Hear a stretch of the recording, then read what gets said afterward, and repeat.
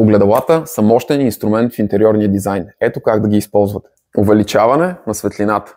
Огледалата улавят и отразяват естествената светлина, което може да освети тъмни ъгли и да направи стаята по-светла. Те също така могат да усилят ефекта на изкуствените светлини, отразявайки светлината от лампи и осветителни тела.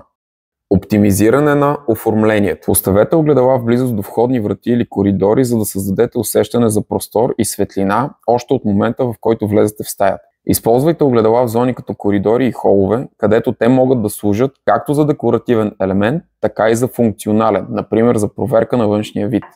Засилване на атмосферата. Огледалата могат да допринесат за създаване на по-оптимистична и приветлива атмосфера, като отразяват светлината и цвета на стаята. Това беше втора част по темата. Ако не сте гледали първа, отидете и я вижте и ми оставете коментар, имате ли огледало в спалнята и за какво го ползвате.